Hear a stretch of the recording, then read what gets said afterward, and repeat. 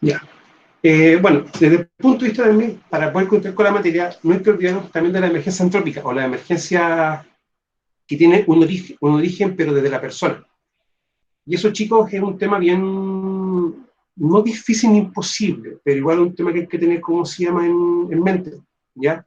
Ahora, ¿por qué razón motivo? Porque estamos nosotros amparados bajo ciertos decretos, un código, una ley y varios artículos, en el cual de una manera directa quizás no nos piden un plan de emergencia, pero sí tenemos que empezar a tomar como los resguardos y la noción de ciertas actividades que tenemos que hacer para poder dar cumplimiento a las distintas leyes. Ya recordemos que quizás la ley no te pide de una forma directa una gestión de emergencia, pero nosotros tenemos que hacer ciertas actividades para dar cumplimiento a aquello. Ahora, la emergencia antrópica son las que tienen origen humano y a las cuales interviene el hombre producto de sus actividades, como por ejemplo incendios, accidentes químicos y también los accidentes laborales. Algunos tipos de accidentes laborales, chicos, se van a tener que trabajar como si fuese un accidente, o sea, un accidente de trabajo por origen de emergencia, sí. Eso es como lo más lógico. Por lo tanto, nosotros también vamos a tener que generar distintas herramientas como para poder subsanar aquello, o como poder dar respuesta a aquello. Ahora, eso es algo bien importante de poder considerarlo, porque muchas veces se toma la emergencia, o sea, se toma el accidente, se hace la investigación, pero no se da una respuesta adecuada, ¿ya? Ahora, lo otro importante es la emergencia que nosotros conocemos, ya que en este caso tenemos incendios, tenemos explosiones, podemos tener choques, colisiones, artefactos explosivos, ya, contacto con objetos portantes y punzantes, entre otros. De igual forma, el empleado tiene alguna responsabilidad o obligación con una emergencia de origen natural. Vamos a darnos cuenta que quizás no la tiene de manera directa, ¿ya? No la tiene. Sin embargo, tiene que, o sea, ¿por qué no tiene una obligación directa? Por un motivo muy importante, porque no depende quizás del empleador que origine o que ocurra una emergencia. Lo que sí puede depender de él es cómo va a ser la gestión cuando ocurre una emergencia. Y eso hay que dejarlo bien claro con lo que nos dice, por ejemplo, esto que está acá, el 594, su artículo 37, ese textual. Deberá suprimirse el lugar de trabajo cualquier factor de peligro que pueda afectar la salud o integridad física de los trabajadores. Luego, todos los locales o lugares de trabajo deberán contar con vías de evacuación horizontales y verticales, que además de cumplir con la exigencia de la Ordenanza General de Urbanismo y Construcción, dispongan de salida en número, capacidad de ubicación y con la identificación apropiada para permitir la segura, rápida y expedita salida de todo el ocupante hacia la zona de seguridad. Las puertas aéreas no deberán abrirse en contra del sentido de evacuación y sus accesos deberán conservarse señalizados. Debido a obstrucciones, estas salidas podrán mantenerse entornadas, pero no cerradas con llave, candado u otro medio que impida su fácil apertura. Bueno, las dependencias de los establecimientos públicos o privados deberán contar con señalizaciones visibles y permanentes de la zona de peligro, indicando agente y condición de riesgo, así como vías de escape y zona de seguridad. Ojo, vías de escape y zona de seguridad, y además deberá indicarse claramente, por medio de señalización visible y permanente, la necesidad de uso de elementos de protección personal específicos. Y también todo lo que esté relacionado con el idioma. Y en este caso, si tenemos solamente personal que hable español, español. Pero si tenemos personal extranjero, como puede ser un caso, por ejemplo, o puro personal norteamericano o brasileño, ya vamos a tener que tener toda nuestra señalética en español, pero también en el idioma de ellos, ¿ya? O sea, todo igual. Ahora, desde el punto de vista de los sistemas de gestión o la gestión preventiva, eh, ¿cómo se llama?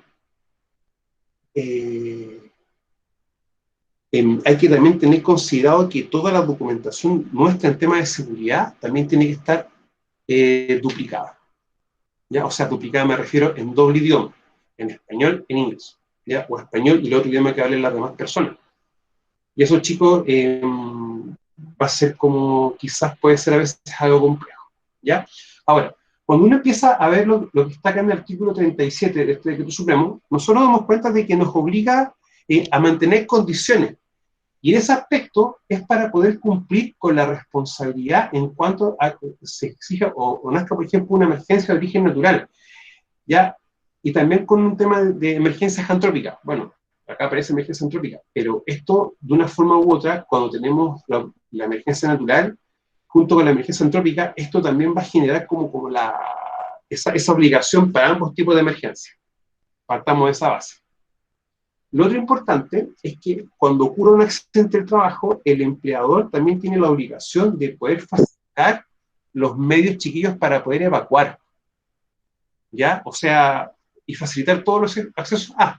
Ahora, nunca olvidarnos de que nosotros no vamos a poder hacer una evacuación en específica, que es cuando tenemos un accidente grave, por ejemplo, o sea, evacuación y traslado, perdón.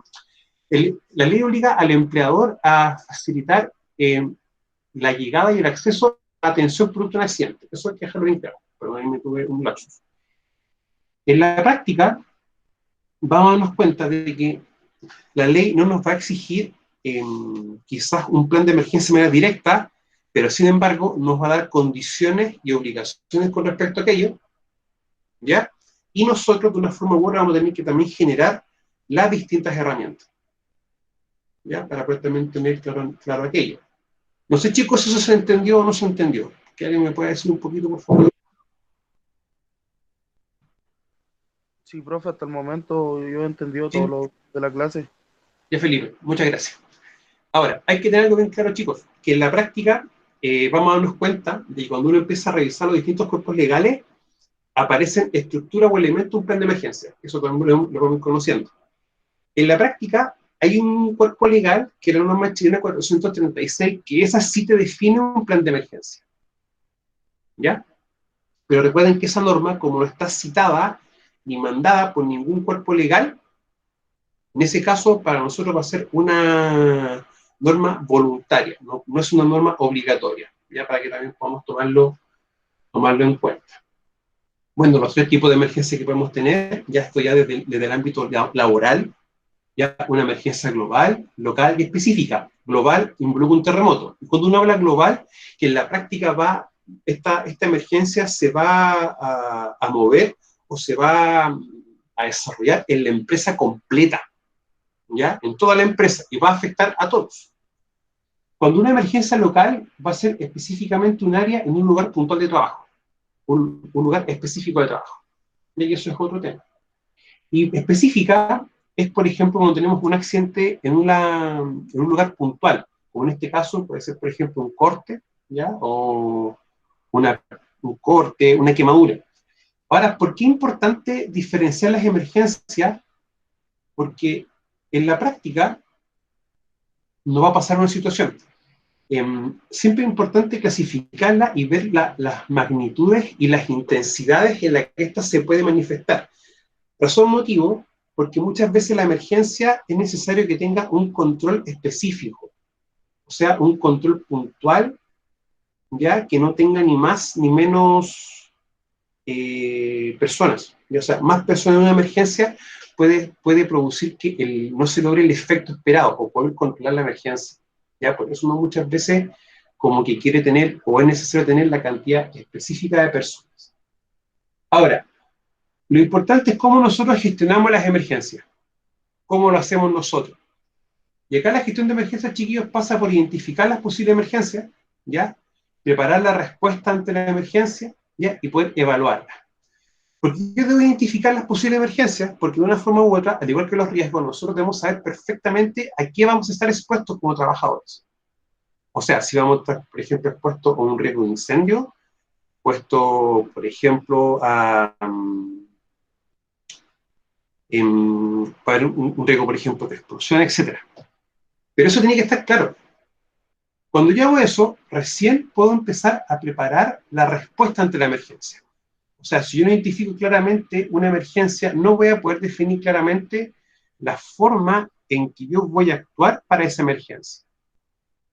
¿Ya? Por si acaso, para que ustedes también puedan tenerlo bien claro eso. Ahora, lo otro es que yo puedo definir toda la respuesta, ¿ya? Pero yo también después debo evaluar cómo esta respuesta ha sido. Se debe evaluar, se debe ver bien aquello. Ahora, ¿por qué es importante considerar bien las emergencias en la respuesta?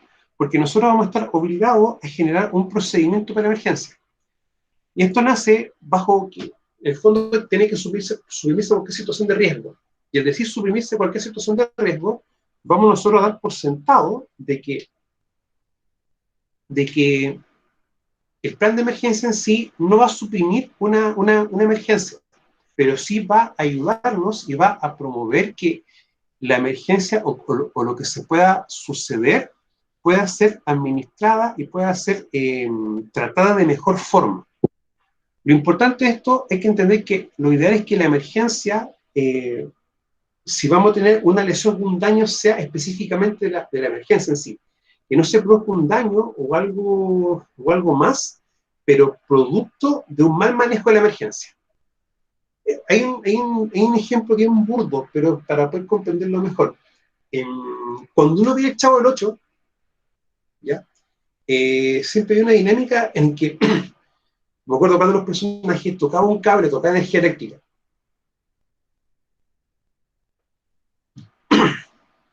¿Ya? Y bajo ese punto de vista, él tocaba el cable, empezaba a energizarse, y las personas para ayudarlo lo tocaban.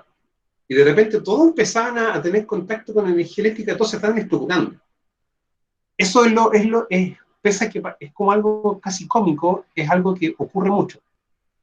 Entonces, por eso a veces es importante darnos cuenta de que el querer ayudar, pero sin saber cómo hacerlo, va a originar más lesionados, ¿ya? Por eso la respuesta tiene que ser bien clara y bien definida. Bueno, en el caso de si vemos una persona que tomó contacto con electricidad o con energía, lo que uno tiene que hacer netamente es ir, desenergizar en el fondo, ¿ya? Que la corriente no siga circulando, y después y tratar de con una madera o un plástico, algún elemento que no produzca electricidad, poder sacarle el elemento. Y eso a veces es un poco complejo porque cuando uno recibe una descarga eléctrica, empieza toda la musculatura a contraerse. Por eso cuesta mucho a veces que suelten ciertos elementos. ¿Ya? Ahora, esto de acá vamos a empezar también a trabajar, para que a ustedes no les quede dudas. Bueno, preparación y respuesta ante emergencia. ¿Qué es lo primero que debemos hacer a la hora de definir la preparación y respuesta ante la emergencia? Es identificarla. Eso es lo primero. Ahora, cuando empecemos a revisar planes de emergencia y a ustedes también les toque aquello, se van a ustedes percatar de un hecho bien potente, de que el primer elemento o la primera acción que les va a definir para cuando ocurre una emergencia es la evacuación. ¿Ya? Eso es como lo primario, es como lo más importante que, que,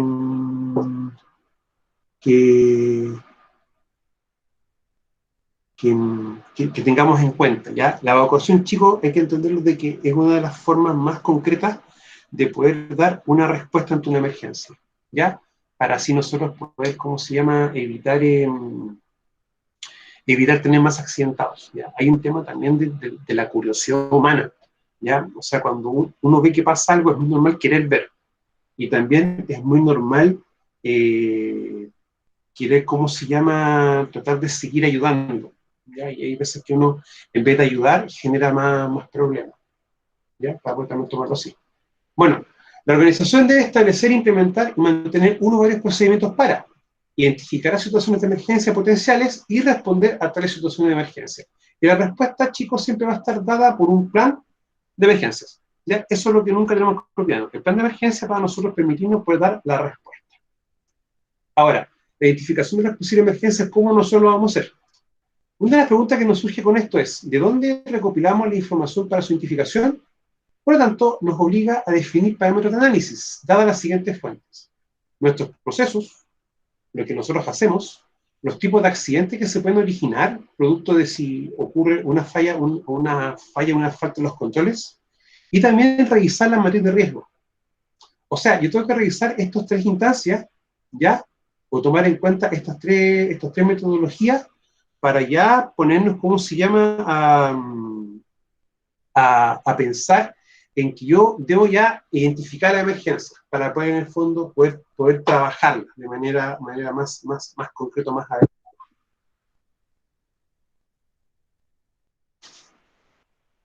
Ahora, nunca olvidar el tema del GEMA, ya que cualquier fallo en los equipos, en los equipos, por ejemplo, en el ambiente o material, o algún descuido, o falla, o falta, o omisión que tenga el trabajador con respecto a un procedimiento de trabajo, ¿ya?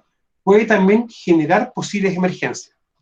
O sea, por ejemplo, una intoxicación en sí, bueno, la intoxicación es la consecuencia, ¿ya?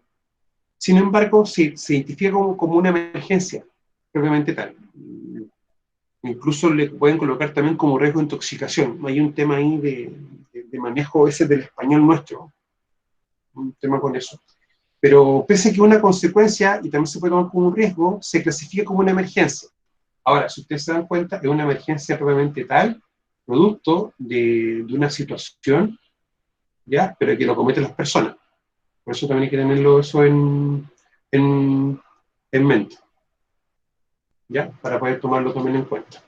O sea, lo principal, chicos, también es poder tomar que estos distintos elementos, cómo interactúan entre sí, también van a ayudarnos a poder, ¿qué cosa? A ver los elementos de nuestros procesos, que vamos a tener distintos riesgos de emergencia, también pensar los tipos de accidentes y la matriz de riesgo. Los tipos de accidentes, chicos, hay que tenerlo bien claro. Nosotros tenemos accidentes fatales, accidente grave, fatal por dos causas, muerte inmediata producto del accidente, y podemos tener también accidente grave en las 7 causales distintas. Si tenemos, por ejemplo, caída de altura, producto de un trabajador cayó solo 1,8 metros, ahí nosotros vamos a estar claros de que ese tipo de accidente se tiene que trabajar y se va a tener que gestionar directamente como una emergencia en sí. ¿Ya? Más adelante vamos a ver que cuando tenemos accidentes fatales o graves, vamos a tener procedimientos y formas de actuación bien específicas. ¿Ya? Por si acaso, vamos a tener eso bien claro para poder tomarlo en cuenta. Bueno, siempre tomar estos distintos elementos, ya que la causa de un accidente y la consecuencia del accidente se toma como una emergencia. Por lo tanto, ver cuáles van a ser los distintos elementos que van a fallar acá y ese fallo cómo puede generar de una forma u otra una emergencia, para poder también tomarlo en cuenta. Nunca olvidemos, chiquillos, de que prácticamente el 99% de los accidentes es por una causa humana, ¿ya? Por lo tanto, un fallo en un procedimiento también puede llevar a una emergencia. Por eso siempre es importante estar revisando esto de manera bien constante, ¿ya? Para nunca no tomarlo en cuenta.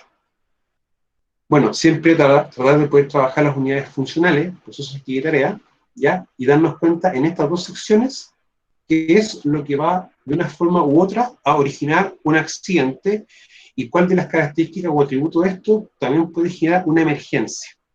Eso, chicos, hay que tomarlo de esa perspectiva. Bueno, los procesos, chiquillos, ya nunca olvidarnos que el proceso va a ser el conjunto de actividades que va a permitir transformar las entradas en salidas. ¿Ya? Eso hay que tenerlo bien claro.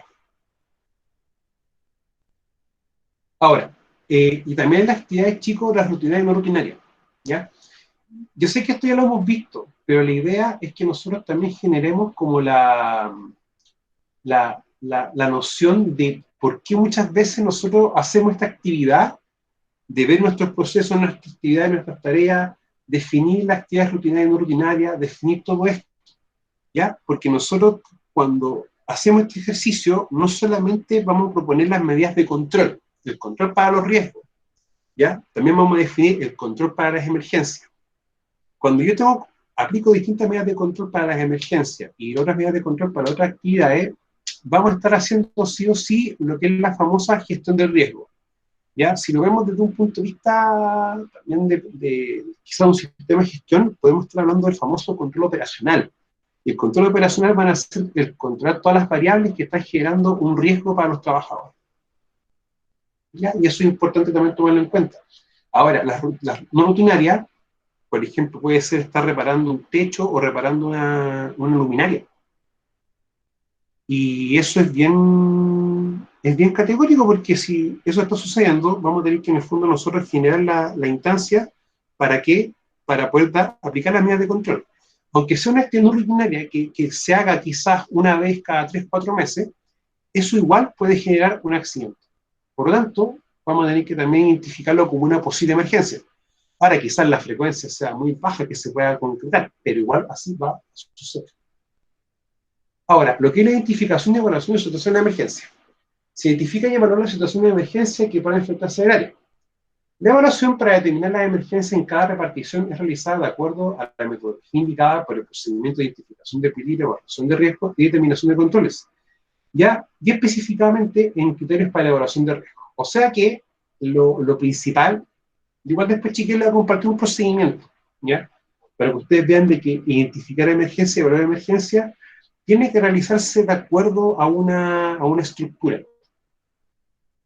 ¿ya? Y eso a veces como que, ya, ok, hay que hacerlo, ¿ya? Pero siempre lo digo al chiquillo que cuando yo tenga que hacer identificación y evaluaciones, siempre lo haga mediante un procedimiento. Ahora, lamentablemente, los procedimientos se van cuando uno quiere evaluar las emergencias, ¿ya? Vamos a tener que ser bien concreto, de que la evaluación quizás no se va a hacer mediante esta metodología que nosotros utilizamos, como esta, ¿ya? Sino que se va a hacer mediante esta, ¿ya? O sea, para mí es más concreta esta, aunque esta va a dar no quizás va a dar un valor del riesgo en número, ¿ya? Porque uno en el fondo acá está evaluando tributos, pero vamos a tener que evaluarlo así como una probabilidad y una consecuencia, ¿ya? O sea, mediante un procedimiento de trabajo, ¿ya? Para mí, yo insisto, quizás para mí no es lo más óptimo, ¿ya? Pero hay que utilizarlo desde esa perspectiva para poder darle como una base de método, una base metodológica, ya que en el fondo el trabajo que estamos haciendo se enmarca dentro de algún procedimiento de trabajo. Chicos, hasta este punto, ¿alguna duda o consulta que ustedes puedan presentar o tener?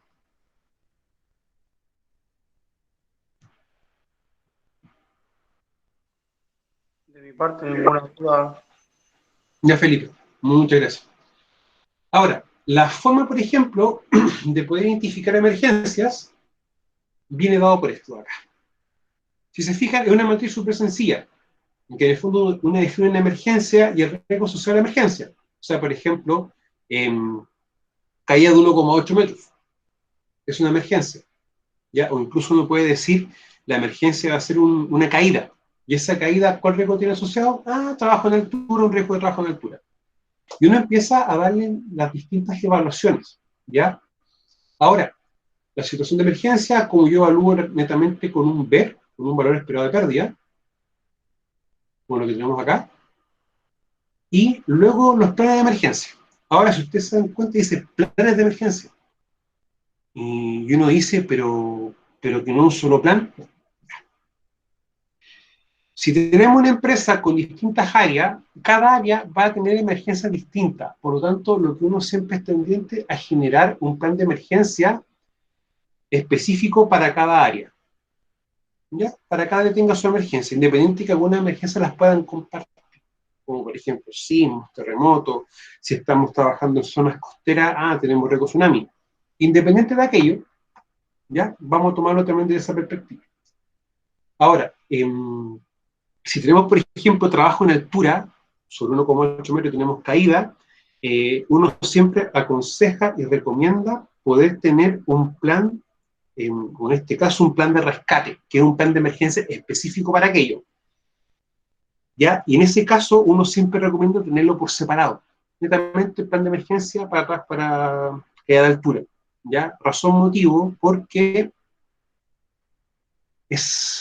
como es un accidente grave y en sí es una medida de control, aunque sea para responder dicha emergencia, es importante tenerla por separado, ¿ya? Para poder tomar o evitar cualquier suspicacia. También, por ejemplo, si estamos trabajando manipulando sustancias químicas, ¿ya? Como por ejemplo alguna ácido, alguna base en la cual pueda caer el cuerpo y pueda producir algún daño, esos chicos también se tienen que también trabajar con un plan de emergencia, pero en este caso para un plan de emergencias químicas, ¿ya? Para poder tomarlo también desde esa perspectiva.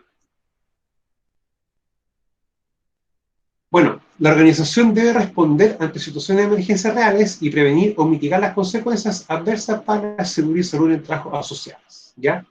Ahora, para mitigar, para prevenir o mitigar, ¿ya? Y eso es así porque la intensidad de un sismo no depende de nosotros, pero sí depende de nosotros o depende de una persona cuando diseña y coloca algún edificio, cómo va a diseñar, por ejemplo, la memoria de cálculo, para que el edificio pueda resistir cierta magnitud de un sismo, o cierta intensidad, uno puede decir.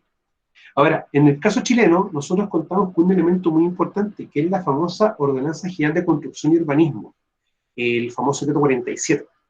Esos chicos hay que tomarlo bien en cuenta, porque de una forma u otra nos va a dar bastantes nociones de cuáles van a ser las características y también las prohibiciones a la hora de poder tomar en cuenta algún tema de construcción. O sea, por ejemplo, la Ordenanza General de Construcción y Urbanismo prohíbe, por ejemplo, almacenar sustancias peligrosas en segundos pisos y en subterráneos.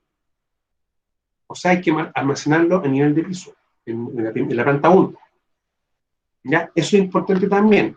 Y lo otro es que también define las características constructivas. ¿Ya? Y eso es un trabajo bastante bueno, porque si ustedes se dan cuenta, cuando ocurren, bueno, acá Chile tiene una característica de que va a tener una cantidad importante de sismos.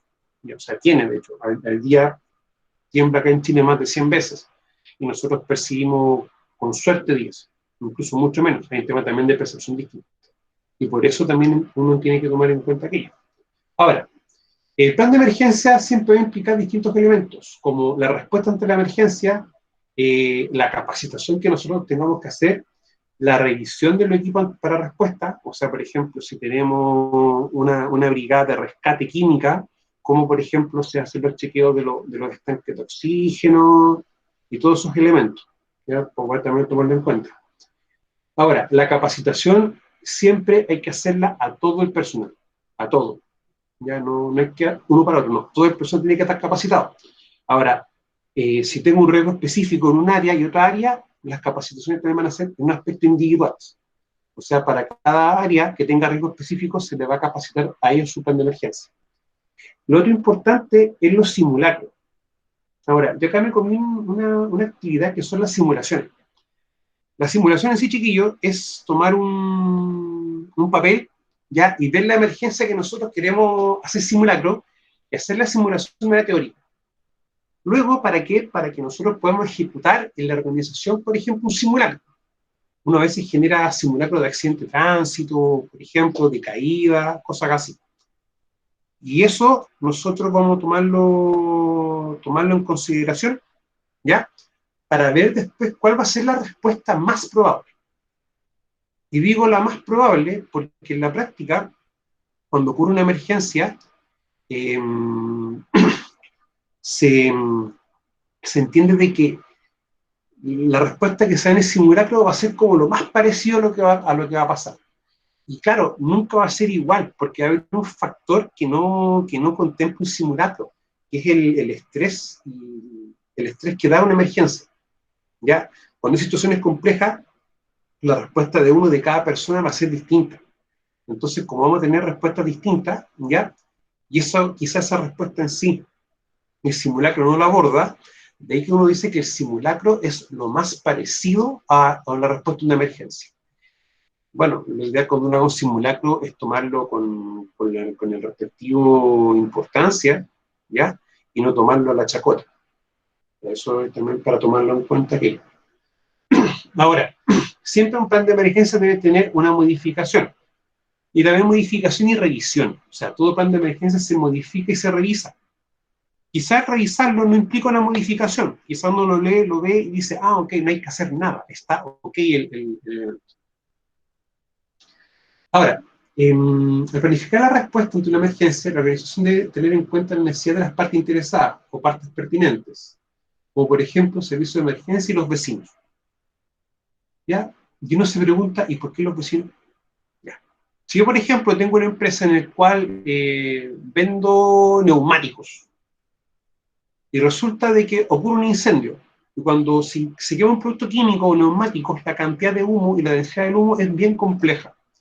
Entonces, bajo ese punto de vista, hay que también tomar en cuenta a los vecinos para cuando ocurra una emergencia que los pueda afectar a ellos, darles el aviso y poder también evacuarlos. Netamente eso. Ahora, ambulancias que de bomberos, es importante ello sí. Cuando uno revisa el decreto 49, y puedo equivocarme en un número quizás, que es el reglamento para el almacenamiento de sustancias peligrosas, hace referencia a que el plan de emergencia y la ubicación de las sustancias peligrosas dentro de la instalación ya debe, ¿cómo se llama? Debe estar en poder de quién? De ambulancias, bomberos y carabineros, ¿ya? ¿Para qué? Para que ellos también puedan ver dónde están las distintas sustancias y ver también las respuestas. Ahora, siempre uno tiene que también tener las coordinaciones con bomberos, ya que ellos tienen, siempre tienen brigadas HAZMAT, o Hazard Materials, o materiales peligrosos, ¿ya? Ellos tienen brigadas específicas dentro de su estructura que dan respuesta a emergencias químicas.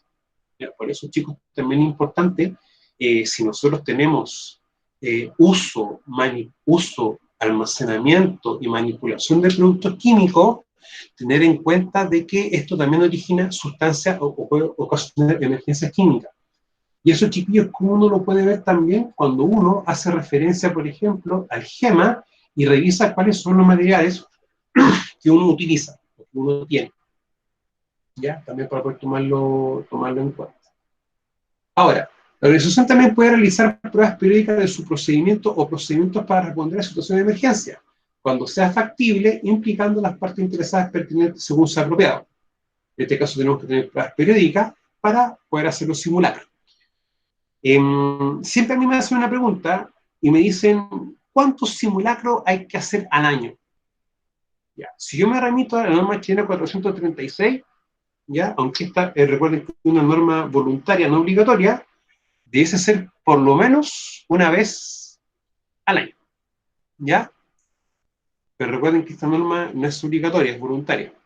Ahora, uno puede, por ejemplo, definir más frecuencia en el año para hacer simulacros, ¿sí? ¿Ya? Y de hecho uno siempre recomienda hacer simulacros de varias emergencias, ¿ya?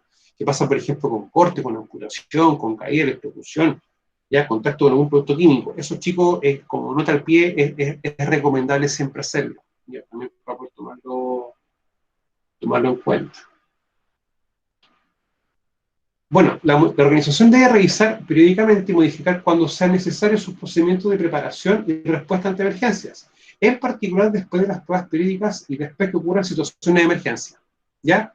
Ahora, tengo los simulacros y la emergencia real que van a ser en el fondo las fuentes directas o lo que me va a decir si realmente mi forma de actuar ante la emergencia fue la adecuada, fue la apropiada, ¿ya? Entonces, tomar siempre en cuenta aquello. Jan, a ver, Jan, dime un minutito, ¿ya? Para poder revisar lo que usted está colocando en el chat.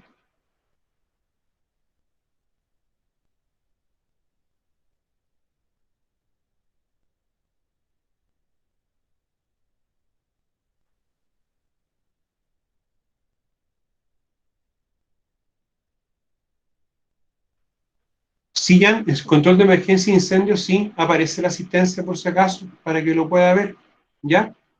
O si no, chiquillos, si tienen problemas con la asistencia, se pueden colóquense todo lo que están presentes, coloquen un mensaje presente, ya después yo cargo la asistencia, si no tienen algún inconveniente con aquello. Ahora, siempre, chicos, es importante que nosotros revisemos constantemente, ¿ya? Pero estos dos, los simulacros y la emergencia real, van a ser los principales insumos. ¿Para qué? Para yo decir, ok, esto hay que modificarlo, se está trabajando bien, ya, esto hay que cambiarlo, o esto hay que hacerlo de esta manera. Ahora, a mí, dentro de mi experiencia, ¿qué es lo que principalmente falla en un plan de emergencia? Son dos cosas. La comunicación, ¿ya? Y la mala comunicación implica también una respuesta mala. La comunicación tiene que ser de dos tipos. La que uno internamente, para dar el aviso, dentro de la organización, dentro de la empresa, y la segunda es la que yo doy como hacia un equipo de emergencia, un equipo de respuesta, ¿ya? Esas son las dos que yo debo tener siempre en mente, esas dos formas. Es que hacerlo, hay que tomarlo en cuenta así, chiquillos. O sea, yo lo voy a tomar desde esa perspectiva porque me va a permitir, de una manera u otra,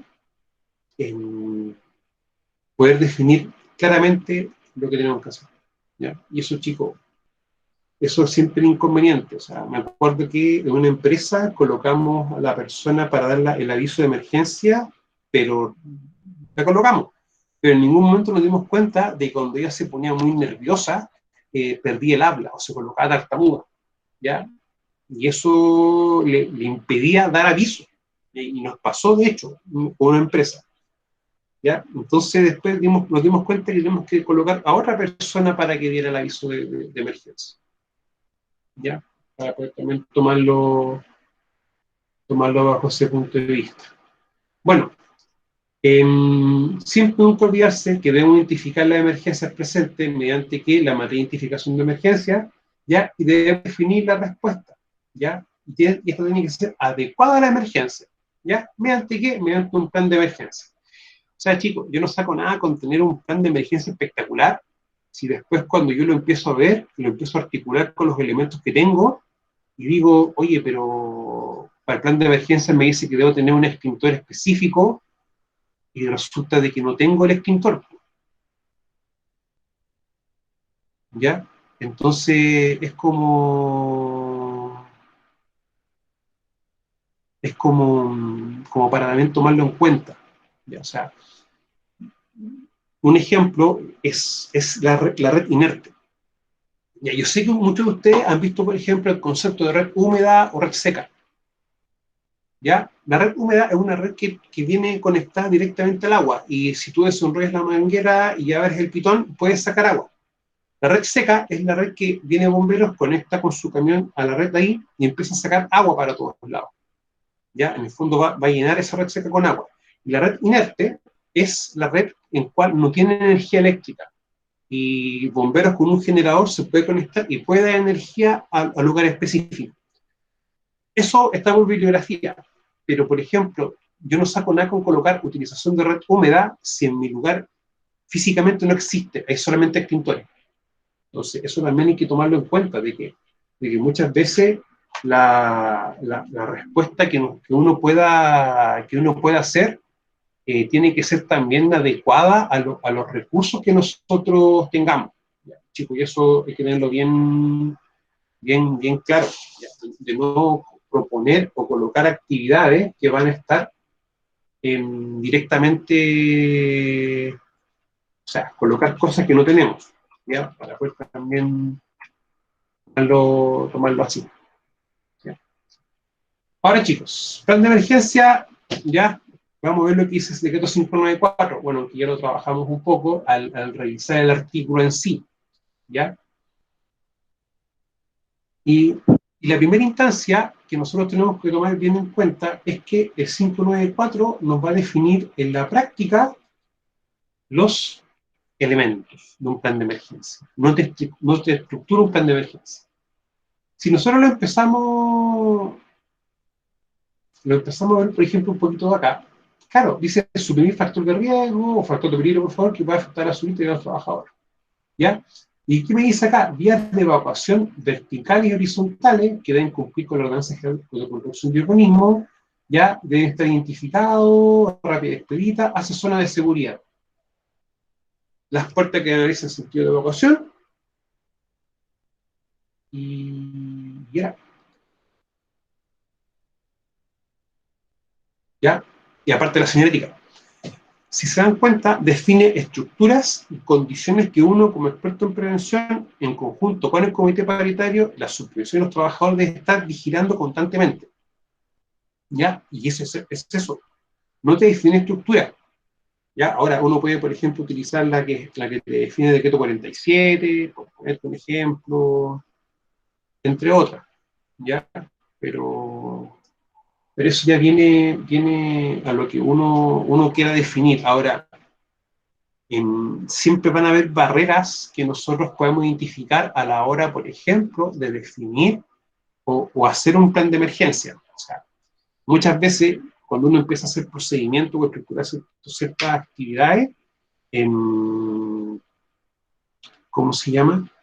Uno trata como de pensar que entre más cosas le coloco es mejor, ¿ya? Entre más cosas mejor. Ya, y acá hay que ser bien consciente.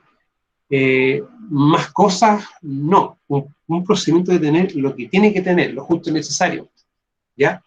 Lo otro es el lenguaje que nosotros utilicemos, ya que sea un lenguaje claro y sencillo, que no tenga palabras complejas y que en la práctica pueda ser entendido a cabalidad. Ahora, todo procedimiento que nosotros realicemos, independiente de lo que sea, porque el plan de emergencia en sí, yo lo tomo como un procedimiento de control de emergencia, que es la forma como yo, empresa, voy a generar la actuación cuando ocurra algo. ¿Ya? Eso yo debo entenderlo así. Es un procedimiento más, ¿no? Ya, como un procedimiento para trabajo en caliente, espacios confinados, utilización de tipo de herramienta, etc. Y todo procedimiento va a involucrar que el trabajador debe firmar la entrega de la entrega y recepción, primero. Segundo, debe también definir, nosotros también debemos definir que, aparte de entregarse, debe ser evaluado, o sea, debe ser capacitado. Yo debo capacitarlo del ámbito de la seguridad y supervisor del ámbito del trabajo. Y tercero, una evaluación o una prueba sobre el procedimiento del procedimiento. ¿Ya? O sea que lo que nosotros utilizamos como para poder trabajar los procedimientos de trabajo, valga la redundancia, también se va a utilizar para los procedimientos de emergencia. ¿Ya? Eso es lo importante. Ahora miren, el 36 que nos dice, los elementos estructurales de la construcción del local de trabajo y toda la maquinaria de instalación, así como la herramienta de equipo, se mantendrán en condiciones seguras y en buen funcionamiento para evitar daño a las personas. O sea, nosotros tenemos que hacer revisión constante de las instalaciones y de los equipos. ¿Para qué? Para verificar si estos están en situación ok o puedan originar una emergencia. Ya, la emergencia de tipo eléctrico, como contacto de energía o que estos pueden tener un exceso de voltaje en el funcionamiento y puede generar otro accidente más, es súper habitual. ¿Ya? Es súper habitual. Y más que muchas empresas tienen la lógica de utilizar el equipo hasta que este muera. ¿Ya? Netamente eso. O sea, para poder también tomarlo así. Ahora, muchas veces los artículos y los cuerpos legales te van diciendo ciertas cosas. ¿Ya? Por ejemplo, acá dice que se mantienen en condiciones seguras. Y uno dice, ¿y cómo yo sé si están en condiciones seguras? Yo lo sé, pero cuando verifico o hago una inspección. O sea, que todas las distintas técnicas preventivas que nosotros utilicemos y los trabajos que hagamos en prevención van a siempre aportar a esto. O sea, la ley tiene a veces que te exige ciertos elementos o ciertas actividades, pero uno tiene que pensar, o un resultado, y uno tiene que pensar en la forma en cómo yo puedo dar a cabo aquello, ¿no? Hacerlo. Bueno, lo que hemos visto en el caso del artículo 37, que todos los locales deben contar con vías de evacuación horizontales y verticales, ¿ya? Que dispongan salidas, número y capacidad de ubicación de la identificación de locales para permitir la seguridad expedita salida a todos los ocupantes, deberán conservarse señalizadas libres de obstrucciones y estas salidas podrán mantenerse entornadas, pero no cerradas, ¿ya? Ahora, en las vías de emergencia, uno también las puede clasificar de dos formas, en las horizontales y en las verticales, ¿ya? O sea, la horizontal es la que uno sigue el tránsito, y la vertical es, por ejemplo, cuando tengo que evacuar de un segundo piso a un primer piso, o de un tercero a un segundo a un primero. Esas van a ser las vías verticales.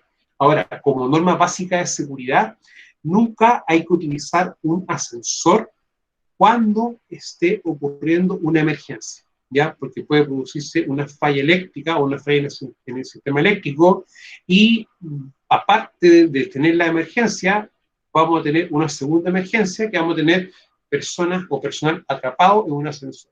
Eso nos va a obligar a realizar otra actividad. O sea, también vamos a tener que tener como esa lógica. Ya. Deben también contener señalización visible y permanente, la zona de peligro, indicando la gente en condición de riesgo, como por ejemplo productos químicos, sustancias químicas, o ruido, por ejemplo, vibraciones también puede aparecer. ¿Ya? Y la área de escape es una seguridad ante emergencia, deberá indicarse, ya, y las zonas, vías de escape y zonas de seguridad. O sea, no me dice un plan de emergencia en sí, pero me está dando estructuras de un plan de emergencia. Ahora, la zona de seguridad, chicos, uno va a entender por aquello como todo lugar en el cual va a tener, cuando las personas ocurre una emergencia, pueden estar salvaguardadas ellas, ¿ya? O sea, en el fondo pueden no estar tan expuestas a la misma amenaza en sí. Ahora, también hay cosas de sentido común, que uno, la zona de seguridad puede, por ejemplo, no ubicarla debajo de un postaje, o no ubicarla muy cerca o pegado, por ejemplo, a un ventanal grande, que esté con un movimiento sísmico para caer, entre otras cosas, ¿ya? Entonces también para poder tomarlo en cuenta, o sea, y también uno tiene que hacer como análisis de riesgo de la zona de seguridad donde va a estar. O sea, uno, por ejemplo, en los colegios propone siempre los estacionamientos o las canchas, esos lugares más amplios, ¿ya? Para poder también tomarlo en cuenta. Muchas veces también quizá alguno de ustedes puede haber visto una señaleta que dice PE, punto de encuentro de evacuación. ¿Ya? Hay muchas empresas que como son grandes, tienen como puntos de evacuación, cuando tenemos gente, ya llega una cantidad y esa tiene que después evacuar a un lugar, a una zona segura. O sea, si se dan cuenta, tenemos las vías de evacuación, vías de escape, tenemos, por ejemplo, también lo que corresponde a la zona de seguridad, etcétera, o punto de evacuación. Ya, o sea, tenemos varios elementos que de a poco empiezan a ver cómo yo voy generando estructuras, voy generando procedimientos o líneas a seguir. En la práctica, promueve mucho la evacuación en 594. Si ustedes se dan cuenta, quizás no habla un plan de emergencia, pero se habla de la evacuación. Y recordemos, chicos, que la evacuación es la acción que nosotros tenemos que siempre tratar de llevar a cabo lo más posible. Ya, eso siempre tenemos que tomarlo en mente.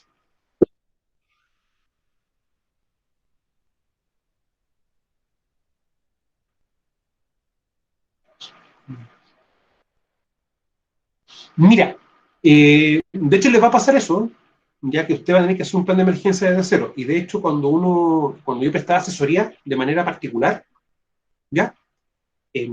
¿Cómo se llama? Ahí me pedían plan de emergencia. Ahora, más adelante vamos a revisar como una estructura de un plan de emergencia. Ahora, quizás referencia propiamente tal de un decreto no vamos a encontrar. La norma china 436 sí, da una referencia.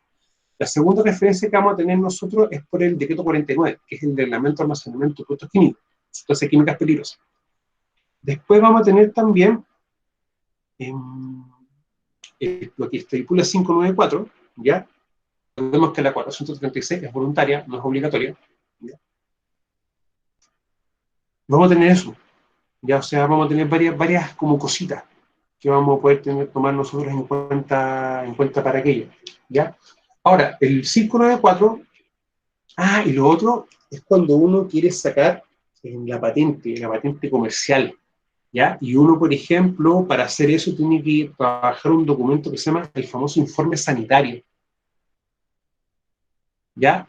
Y el informe sanitario, chiquillo, te va a involucrar una cosa que te van a pedir cuando tú presentas toda esa documentación a la Seremía, a la Oficina Comunal de Servicios de Salud, que dentro del documento que ellos te entregan con los requisitos, tienes que presentar un plan de emergencia. Y ahí también te da un tema de cómo gestionar la emergencia, o cómo tú debes fabricarlo, ¿ya? Ahora, no cometan nunca el error de pescar un plan de emergencia, cortar y pegar. No. Hay cosas que se van a parecer o van a ser iguales, pero cada plan de emergencia va a ser específico para la empresa A, B, C o D. Y se lo digo así. Me acuerdo que haciendo un trabajo para la universidad, que nos habían, una tarea que tuvimos, un trabajo, no recuerdo bien el contexto en sí, pero nos habían pedido fabricar un plan de emergencia o una propuesta de plan de emergencia para un condominio de departamentos, un condominio de casa, un condominio de casa, cerca del mar. Y yo para eso me puse a revisar bastante documentación y encontré un plan de emergencia de un bloque de departamentos en Santiago. Y cuando identificaba la emergencia, decía textual riesgo de tsunami. Entonces yo pensé, pero Santiago está a prácticamente 2 horas o 1 hora 40, 1 hora y media de Viña del Mar. Entonces geográficamente está alejado, por lo tanto el riesgo de tsunami es bastante bajo.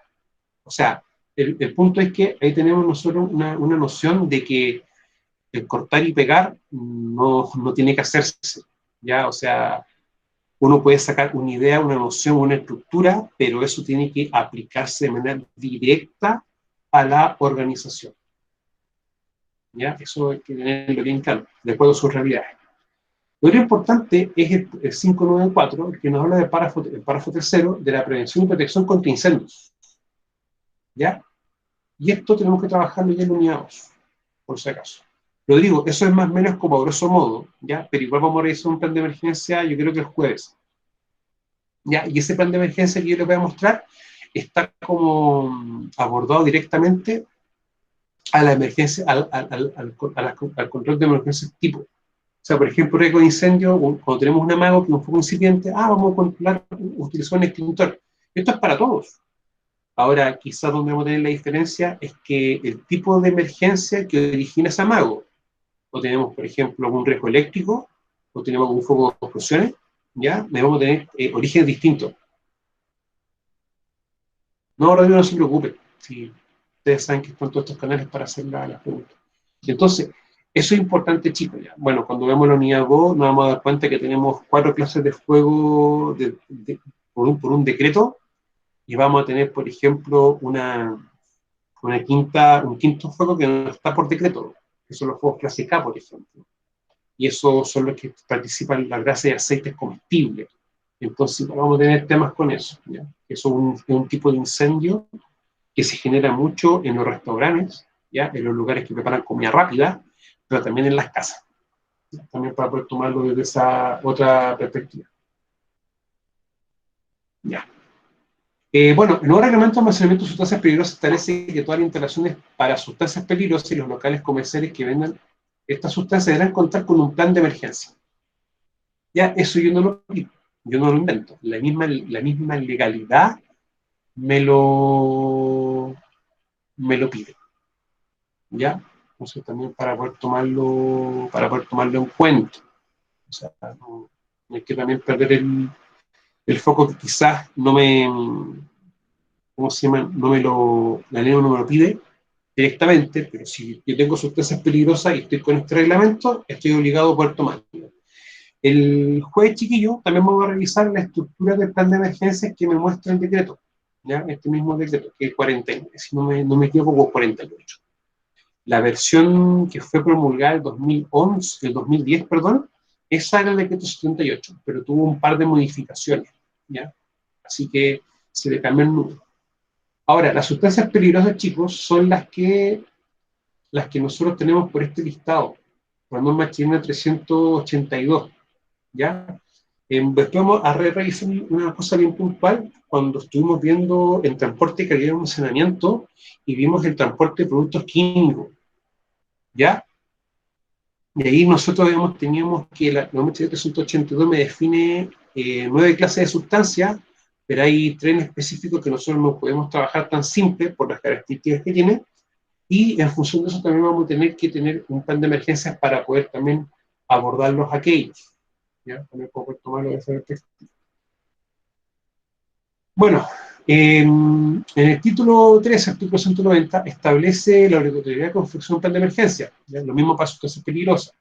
Y toda la instalación para sustancias peligrosas y los locales comerciales, ya, tienen que tener un plan de emergencia. Y también cumpliendo con lo establecido en la ley, artículo 8 de la 20.564, que es la ley marco de bomberos, y que incluye los siguientes apartados según corresponde. Vamos a revisar entonces. Plan a escala del predio y su entorno, considerando un radio de 50 metros a la redonda desde los lindes del sitio de la empresa. O sea, tengo un sitio hasta donde termine y debo también considerar 50 metros hacia allá. Ahora, esto también puede ser quedar en un pero. ¿En qué sentido?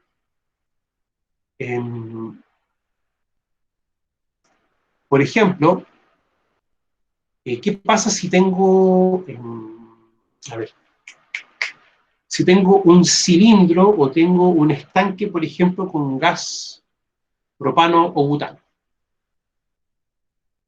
Y tengo, por ejemplo, un estanque de 5.000 litros. Ya. Lo más probable es que esto, cuando se llega a explotar, va a generar un radio de explosión. O sea, tengo algo en un punto y esto se va a expandir. se va a generar más grande. Eso va a generar, ¿cómo se llama?, un rayo de explosión. Por lo tanto, muchas veces, quizá estamos cumpliendo con lo que nos está pidiendo. Sin embargo, vamos a tener que darnos cuenta que quizá esa explosión puede afectar una distancia mayor.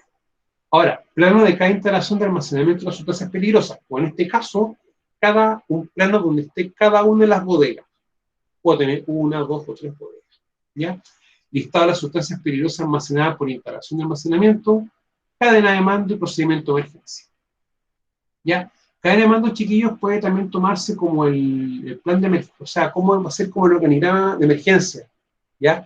Yo sé que cuando uno les dice o le habla de la palabra organigrama, uno hace referencia en que, ¿cómo se llama? En el que, la responsabilidad de una empresa, uno lo toma así. ¿Ya? Pero también hay que darse cuenta de que eso va a tener como una movilidad en función de la emergencia. ¿Ya? Eso también va a tener cambio. O sea, quizá el organigrama de una empresa no va a ser el mismo que cómo se administra una emergencia. Recuerden que administrar la emergencia va a ser un poco diferente a administrar una empresa en sí. Y el procedimiento o los procedimientos de emergencia.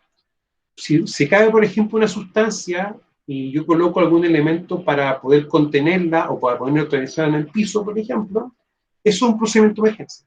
Para un tipo de emergencia que puede ser, por ejemplo, un derrame. Ya para poder tomarlo de esa perspectiva también. Ahora, listado de equipo instrumental disponible y la instalación para detectar y analizar las sustancias peligrosas en su ubicación, ¿ya? Si tenemos, por ejemplo, un estanque con amoníaco, que es un gas bien complejo, eso yo tengo que tener un equipo, en el fondo, detecte cuando esto esté en un nivel que es peligroso para las personas. ¿Para qué? Para poder realizar una evacuación y entrar a trabajar la emergencia, pero con los elementos disponibles para aquello, o necesarios para aquello, que puede ser, por ejemplo, un protector, ¿cómo se llama? Que puede ser, por ejemplo, un equipo de respiración autónomo, ¿ya? Y eso es importante. Cuando yo identifico la emergencia y empiezo a ver la preparación y respuesta para la emergencia, en la preparación debo incluir los medios necesarios para qué. Ahora, listar los sistemas y equipos disponibles, en instalación, ya para enfrentar la emergencia donde van a estar ubicados. Cuando ustedes ven un plan de emergencia, van a ver, por ejemplo, por lo general que va a estar señalizado donde está el botiquín, donde está señalizado el extintor, la red húmeda, etc. Eso va a estar todo demarcado, ¿ya? Listar el equipo y elementos disponibles de protección personal, ¿ya? Nuestros ubicados y mantenimiento de la operatividad del plan. O sea, cuando hago las simulaciones, cuando hago los simulacros, cuando hago las distintas inspecciones para poder trabajar todo esto completamente. ¿Ya? Y eso, chicos, es importante. O sea, quizás, como decía Rodrigo, que el 594 no tiene, o hay que partir desde cero, pero yo también me puedo basar quizás en cierta estructura que tenemos acá. ¿Para qué? Para poder tomarlo en cuenta y nosotros también confeccionar un plan de emergencia. Recordemos, chiquillos, de que si yo puedo utilizar cualquier elemento legal, pero que este, al utilizarse, no me signifique un menoscabo para los trabajadores. Ya, eso tienen que tenerlo bien claro, por si acaso. Ahora, la 436, o la norma chilena 436 de prevención de riesgo, recuerden que no es obligatoria. Sin embargo, no es obligatorio por tener ningún cuerpo legal que me obligue a utilizarla. Pero, sin embargo, vamos a poder, ¿cómo se llama? Vamos a tener que trabajar o utilizar como referencia. Y utilizarla como referencia tampoco estamos haciendo algo en contra de la ley, ¿ya? Para poder tomarlo en cuenta. Ahora, en el punto C, en la obligación del empleador, estipula el 6.2, que es el plan de emergencias. ¿Para qué dice esto? En estos lugares de trabajo se debe mantener un plan de emergencia en el cual estipulen las medidas a adoptar por parte de todos los trabajadores de la empresa, en caso de un siniestro total, tal como incendio, sismo, emergencia química o tóxica, inundación, etc. O sea, esta norma chilena nos dice que debe haber un plan de emergencia, estipule todas las medidas a adoptar y también te define algunas o cuáles pueden ser las emergencias. Otro punto importante que dice esto: en el plan de emergencia se debe estipular los roles a seguir por cada trabajador ante la emergencia y el procedimiento de control de emergencia y el procedimiento de evacuación. O sea, nos dice que tenemos que tener las responsabilidades y de eso uno, cuando saca la responsabilidad, también saca el organigrama o cómo se va a ordenar la emergencia. Ya también podemos tomarlo en cuenta. Bueno, el plan de emergencia se debe designar un coordinador de la emergencia, el cual tiene como función dirigir y coordinar las acciones a seguir para poder controlar cualquier emergencia, ¿Ya? El plan de emergencia debe estar escrito y debe ser ensayado periódicamente simulando una emergencia real. Especial énfasis se debe poner al efectuar el simulacro en el procedimiento de evacuación de las personas en el lugar de trabajo. Y esto se condice mucho con lo que se muestra en el artículo 37 del 594. En el fondo, ese artículo, si ustedes lo van viendo bien, va a estar directamente en relación con la evacuación. Ahora, una copia de este plan debe ser entregada a bomberos, carabineros y cualquier otro organismo que pueda tener relación con el control de la emergencia. Se debe efectuar al menos un simulacro una vez al año en coordinación con estos organismos. ¿Ya? O sea, la ley en un aspecto es carente, pero en otro aspecto también nos muestra quizás estructuras bien vagas, o más que vagas, te muestra estructuras a nivel macro, a nivel más grande, no te muestra en sí el detalle. Eso chiquillos vamos muy trabajando, eso en ese aspecto no se preocupan tanto. Ahora, tenemos la 818.001, ¿ya? Que es muy similar a lo que muestra la ISO 45001. Ahora, el plan de emergencia según esta norma que dice que es un documento que establece las acciones específicas de control que se llevan a cabo cuando surgen situaciones de emergencia. Pueden existir distintos planes según sea el tipo de emergencia y estos planes pueden incluir. Acá también tenemos varias como estructuras que debiesen tener el plan de emergencia. O sea, personas que se hacen a cargo de la emergencia, sus responsabilidades, medios de coordinación y programa de comunicaciones, medios de control, modo de evacuación, ¿ya? Y lo que es la protección, tanto de instalación de registro de datos de importancia, modo de retomar las actividades normales y otras acciones que sean consideradas de importancia para las actuaciones frente a la emergencia. O sea, de una forma u otra, chiquillos, ¿ya? Vamos, ¿cómo se llama?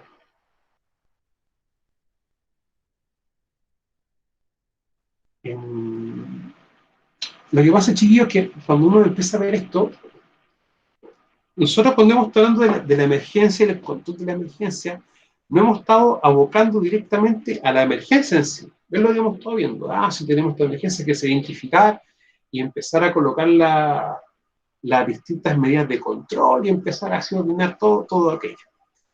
Y nosotros nos concentramos en eso, en la emergencia, y claro, es correcto eso. Eso no se discute.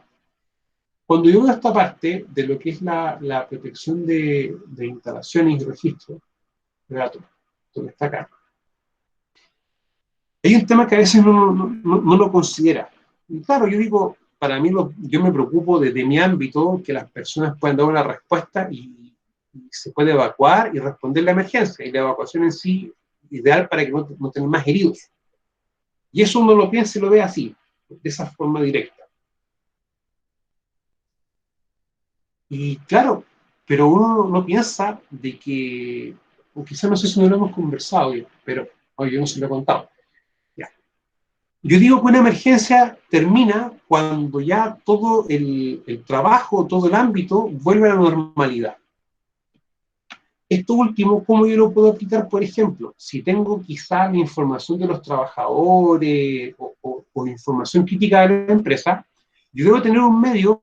¿Para qué? Para poder proteger todo esto. O sea, si por ejemplo tengo todo en físico los papeles, bajo este punto de vista, yo eso también debe tenerlo digitalizado, debe tenerlo ordenado en digital. Cosa de que si hay un incendio o una inundación o un terremoto o un tsunami que produzca un daño en esta información y esta se rompa, ¿ya?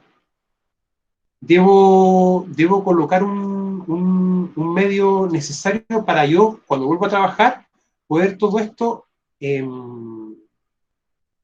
restaurarlo, ya tener acceso a la información y poder restaurar dicha información, ¿ya? Para que ustedes también lo tomen en cuenta, por si acaso.